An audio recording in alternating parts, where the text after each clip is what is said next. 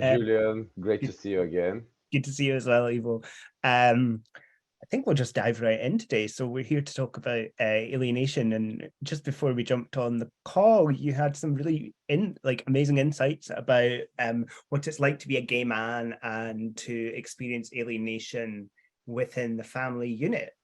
And I know from my own experience, that's been a journey. I certainly don't think being gay was the outcome that my family wanted for me. And I think we're not alone in I speak to a lot of gay men, a lot of people in the LGBTQ plus community who have really struggled with their coming out stories, who've really struggled to feel accepted and like a level of belonging, like we discussed last week with their families. And I thought it was worth talking about belonging last time to bring in this concept of alienation this time. So Ivo, do you want to start off talking a little bit about where you were going with what you brought in just before we started? Because that was just some really interesting stuff you were talking about. So just I'll let you dive right in.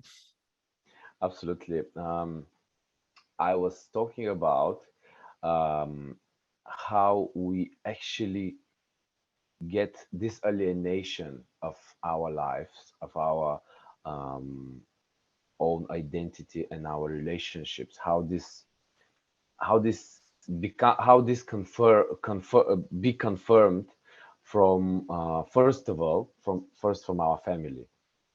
Let's say if your family, which is the first organ of acceptance, if I can use this phrase, um, or validation, if they pretend that your private life um, needs to be away, needs to it's something which is a part of, no, which is not part of the family, or a family which do not accept you and your private personal life, and don't want to participate in this is the first place where we start to see our our personal life, our relationships, our loves as something strange, something alienated. um, and I think this constantly keep your personal stuff away from the family. This behavior uh, adds up and builds up a lot on our subconscious idea of how idea of, yes, this is my life, it's totally different than what my family expects from me, so I'm gonna keep it for in secret. I'm gonna lie, I'm gonna pretend, and I'm gonna accommodate all these gamma of self-destructive behaviors, and it will lead to not a very bright future, not very bright, um, not very good um, self-worth, not very good self-acceptance. Think that's a really valid point there, and this sort of idea of alienation. And when you talked there around, and I felt it really powerfully, actually, you talked about, keep your personal stuff away from this family, and I certainly felt growing up, especially sort of in my sort of mid-teen years, that like that was wrong, that it was perverted in some way, Yeah, that my being gay was dirty and it was disgusting. And you talked about then carrying things on in secret. And if you look at the way that gay men have had a tendency to some gay men have had a tendency to conduct themselves. We touched on it last time about the pursuit of sex, and things like that. A lot of it's conducted covertly. A lot of it's done through anonymous hookups. A lot of it's done underground and under the cover of dark, with apps like Grindr or, other whatever, apps people choose.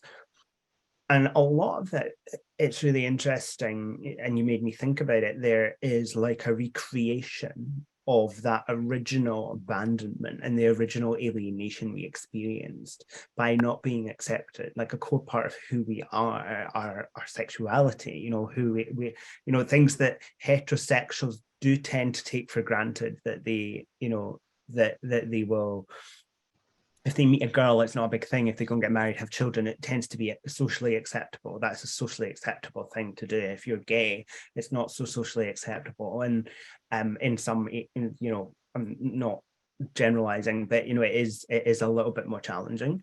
And a lot of, I remember from in my teenage years, growing up, a lot of my early relationships were conducted covertly. They were conducted in hiding. They were conducted with a real sense of shame and a real fear of getting caught. Now, bearing in mind what I was doing wasn't illegal. So, where was this coming from? And for me, it was coming from a sense of being alienated from the very people who had a responsibility and a duty to care for me and accept me and nurture me. And I don't lay the blame at anyone's door there today, because for me, that's just, my parents are a product of their own generation. That my parents are, they come from their own place. And we live in a world today where that is much more open and accepting of that stuff. But I was inadvertently bumped into the consequences of bygone years. Like if you think about the AIDS epidemic through the 80s into the 90s, perhaps even in the late 70s, the gay scene that I then went into in my sort of late teens or mid to late teens was a gay scene that still talked about whether people were clean or not. So if you were HIV negative, you would You describe are clean. as, are you clean or are you unclean? And I think about that, and I think about how that alienates us from each other, and that language that we alienated us from each other. But that language wasn't something that we created of our own volition. That was something that was projected onto us by a society that thought we were twisted, perverted, that thought that we had inflicted this on ourselves somehow because we were gay, Yeah. that this was the gay disease. Yeah. And I really think that a lot of our parents' generation have very much their views, and the way that they are in the world is very much tied up in what happened during the AIDS crisis. And I think a lot of the fear and the turmoil that as younger gay men we've perhaps experienced is actually rooted in the hangover from that, The um, fear from and that. a fear from that. Fear and which was mixed with disgust Mm, and disgust of them, and saying, hopefully my child is won't be one of them. mm-hmm, This kind of a prayers, and then once I think they realize, uh the swipe under the carpet situation multiplies in almost not almost everyone, but I'm sure many parents have been acting in another way because they've had friends which died from AIDS, etc. So they knew what is behind this, but many pretend that they don't have this disease in the family. They don't have their family. Um, they have their family as a pure thing. In their mind, it's better like that because otherwise they accept. they accept it as they have failed in raising a family. So swiping this under the carpet is a, I would say, easier excuse in front of yourself, because in front of yourself is the most difficult to make an excuse. And I can't speak for other parents, etc. But many have been raised as this is not legal, as this is sickness, not allowed. So pretending and accepting that they've done the job well means that they don't have a gay or a lesbian in the family. You know, as you were talking there, something really interesting popped into my head, and I suppose I just would like to share it because it's so at the heart of this conversation, I think, is this question of somehow when in society did we think that it was at all appropriate to concern ourselves with who someone else decides to sleep with? Like, when did we as a society think that was any of our business? You know, like, Yeah, when did we decide that we get to have a judgment and a stake in other people's sexual behavior? You know, that is entirely up to the individual. That is, you know, that there is, you know, we don't have the right to, you know, in the absence of, consent, and where consent is involved, and you know, where things are clearly illegal, you know, for very good reasons. You know, there are exceptions to this rule, yeah. but the general rule of what you do in your own time, as long as it's consensual and legal, you know, do what you want. I don't care, you know. And why people are so people's sense of self is so tied up in other people's business. Like, if you're a parent, why does it matter who your son or daughter chooses to sleep with? Well, it probably matters because you're worried about what other people will think about you.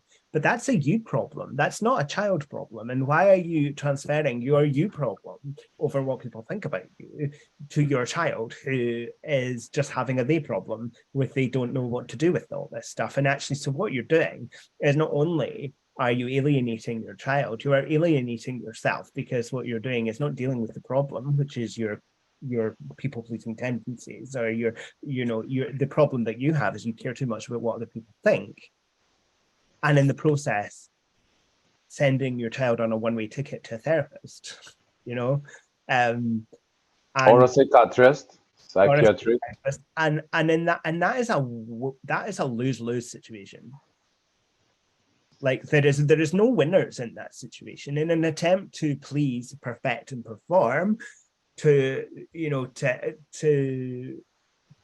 appear to keep up appearances, you have just condemned yourself, you have just condemned your child, and you have just been dishonest to a whole bunch of people about what who you are and what your family stands for. That, believe it or not, is not a sustainable position to take. Not really. Yeah, absolutely, absolutely. And um, as a term, alienation, this the alienation is like different. Well, what's the difference? What's the difference of of us? Why it's why this term, um, alienation, alienated by who? First is the family. Mm. Then, of course, it's becoming the second by us. And We are because the we are taught to alienate we ourselves. are taught to alienate ourselves because we need to, many reasons, keep it in the secret, keep it, lie about that, the neighbors don't have to see the, keep it for yourself, you don't have, your family doesn't have to know because they're gonna be worried, if you end up alone, if you die from AIDS, if you anything, you kind of, you young child, teenager, you have to worry about all these scenarios, and protect your family, how they will know, how they will react, and carry this heavy bag with you, um, for many years. And in all of This, this, and in yeah, and all of this, this, This You have totally alienates you. This totally change the perspective, the way you perceive yourself. And instead of loving who you are and be able to give love and recognize the love of your life, or recognize the potential, recognize your dreams and fulfill those, you worry how this is going to be perceived, if you're going to disappoint someone with this, is it normal? um, just loads of blockages which on a early stage of our lives it's really difficult to cope with. absolutely, I totally agree. And in the center of all of this, a lot of the time you have a young person who's very confused, very baffled, very uncertain, very immature, very insecure, who is left to fend for themselves emotionally. Because if they're not going to get what they need from the family, then they're going to look for what they need outside. And for me, what that meant was I went to the gay scene to get that love, acceptance, approval, Mhm. validation, all the stuff that, all the answers to alienation I sought through connection with the gay community, which promised the world and For one delivered day. for one day and delivered, a whole host of other issues that I needed to then deal with. And the issue was at the heart of it, no one taught me how to be with self. No one taught me how to accept and approve of myself. And it's all fine and well for me to sit here at the age of 31 and say, that's the job, that's the work. The work is to learn and love yourself. But what you tell me what 16-year-old knows that, and what 16-year-old has the capacity to understand that and the capacity to internalize that? If you are teaching 16 years old how to hide, how to be in secret, how to lie, that's what he will learn. That's what he will apply. And that's what his life or her life will become after a few years as a result of all that.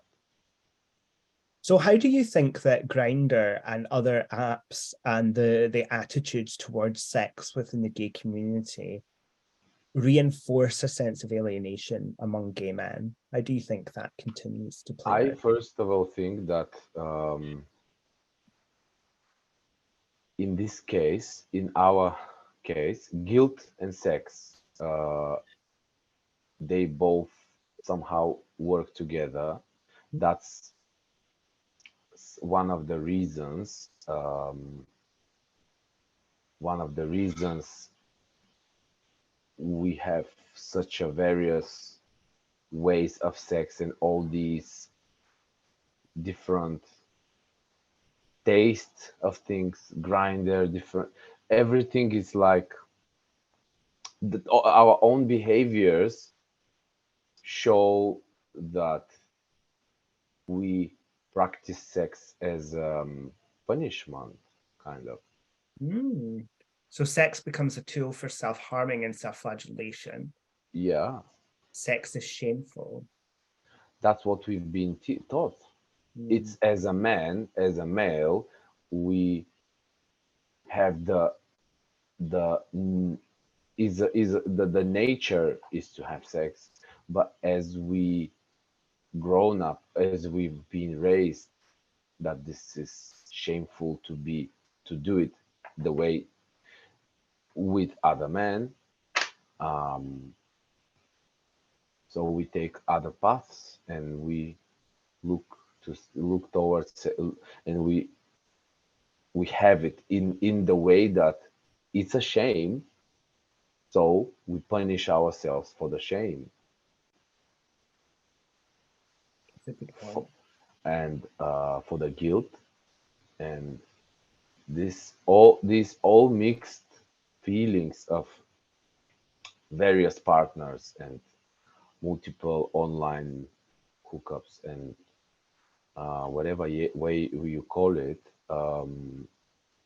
And This do you think that adds to the intensity of gay relationships? Do you think that all that alienation, the fear, the guilt, the shame, when all of that culminates in, in relationship, particularly in a sexual relationship, in a partnership with another man, do you think that's why we see a lot of boom and bust relationships within the gay community? Do you think that's why we see that period of intensity and then a Yeah, fallout, then yeah, a period of totally. intensity and fallout?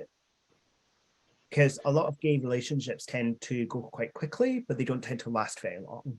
Yeah, yeah, because the attraction is sexual, and often we kind of mistake the sexual attraction with the love, the physical attraction, and we just consume that one, and then the relationship is done, and then next one, or we are upset, heartbroken. I don't think so for this type of relationship. Yes, we also get heartbroken when um, love is involved and emotions and something which we've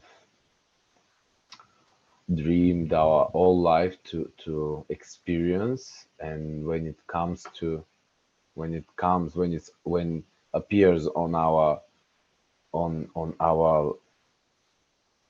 horizon, we are so afraid to lose it that we kind of break it before it blooms. So we're so scared of experiencing abandonment that not only do that we experience from being alienated, that actually we end up abandoning the very thing that could rescue us from our sense of abandonment, which is genuine loving connection with another human being. All of that rooted in a decision by some parents to not rock the boat, to not stand up for their children, to not get in the middle of the boat with their children, have those hard, courageous conversations and be there, and choose to develop authentic connection with their children. Yeah, And we wonder why we have a whole generation of young people who are addicted to substances, addicted to pornography, addicted to hookup apps, addicted to, X, Y, or Z. And I'm not saying any of these things have their place. For me, I view these things in the same way that I view chocolate or sugar or, or whatever, in moderation. None of these things are a terrible, bad thing, and we shouldn't condemn, anything in moderation. But we have, if you are someone who is at risk of developing an addiction to these things, and especially if you've not had good enough parenting, especially around this stuff, then you're going to meet that need. Sometimes I think that that addiction plays out in terms of, I'm doing it because it's giving me something that I need, validation which is validation, which is approval, which I never and the got. past love. And in some ways it makes sense, and in some ways in a distorted way you sort of start to see why people are doing what they're doing. And sometimes, just as we were talking there, another thought came to my head was, and yet nobody is talking about this. Like, I can have multiple conversations with gay men, and if they tell me how their parental reaction to coming out affected them, I would be probably quite blown away, because we never talk about it. Like, it's not the subject of polite conversation on a Grindr hookup. Oh, by the way, how did your parents respond to you coming out? Like, these behaviors divert us from experiencing true intimate emotional relationships with ourselves and with one another. Yeah. Um, I think this is part of the conversation that we like to keep for ourselves because it's not masculine, it's not very strong, it shows vulnerability, and we we don't like to show that. And I In suppose, general, as a society, we don't like, and especially our community. and if we've been taught to keep secrets and to hide, we're probably still loyal to the family narrative, Yeah, and we're we still loyal to the all hide. life. Yeah, all our lives. So the reason we're not talking about it as a society is because to do that we have to break the rules, which is don't speak, don't feel, don't tell. And if those rules which were unwritten, but they were understood, if those are the rules that we grew up with, God, what will happen if I tell someone about the reality? What if I don't make it sound better? Because actually, that's what we were taught. We were taught to make things sound better. We were taught to, Sound better, yeah, very to well. make them look better. Part of the reason that that many families choose to not be accepting of their child's uh, sexuality in whatever that way that manifests itself is a result of trying to look good, trying to appear acceptable. In the society life. Yeah, which I mean, there is a time and a place to there is a time and a place where it's important to work as a team to meet social norms, to for example working, showing up, being a friend. There are times when in society it's important to show up and be a member of that society, but an indicator of a good society is how it protects its most vulnerable people. And I would count a minority group within a society as a vulnerable group.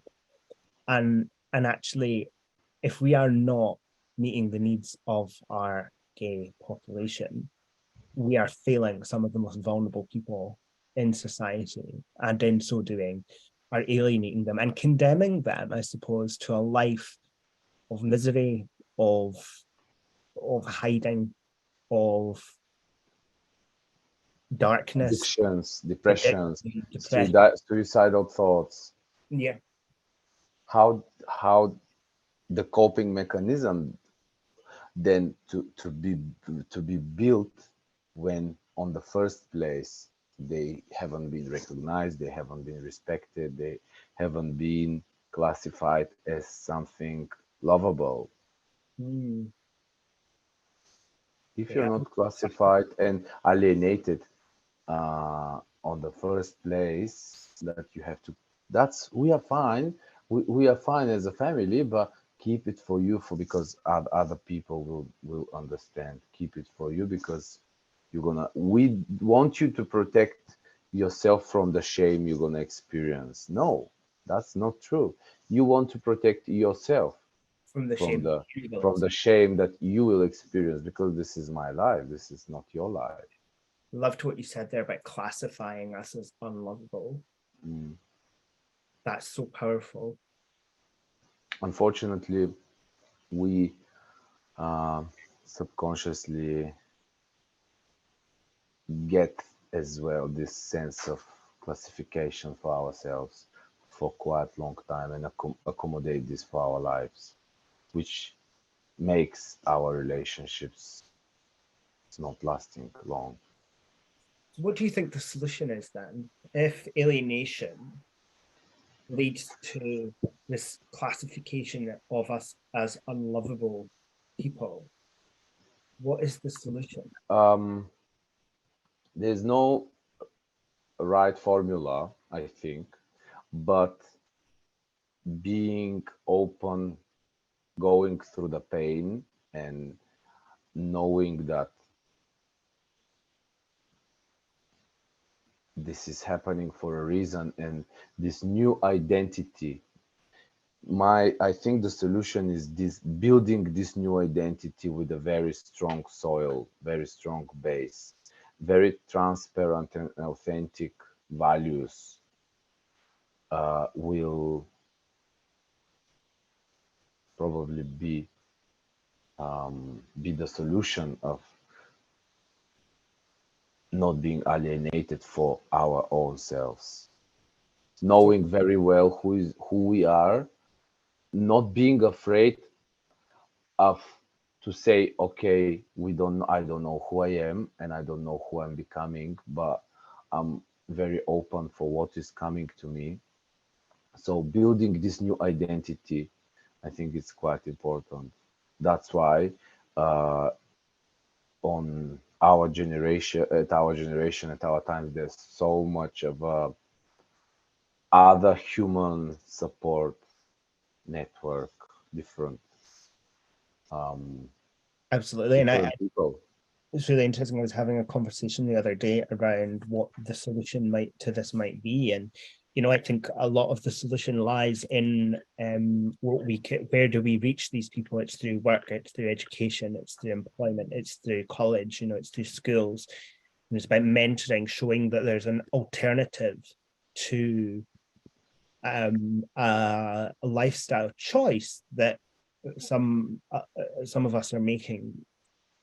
A lot of people, especially the older generation, can sometimes get confused about what it is to be gay and then the lifestyle that goes alongside that. And those two are very different things. Being gay is not a lifestyle. Being gay is natural.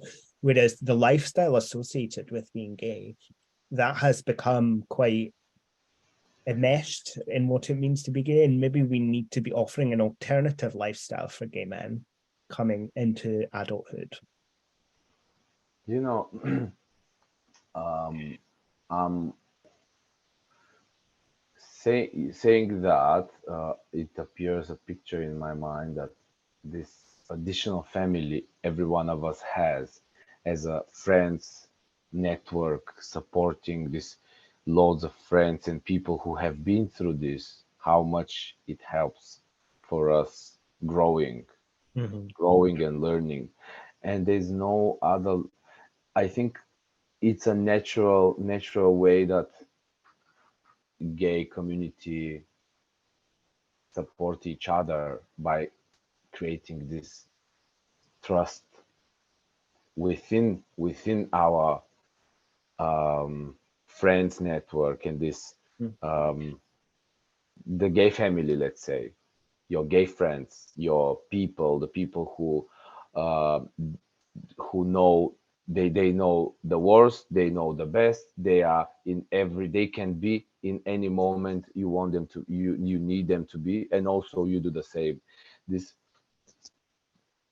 this teach a lot, this teaches a lot. And So the solution to alienation is community. community community and um, building identity.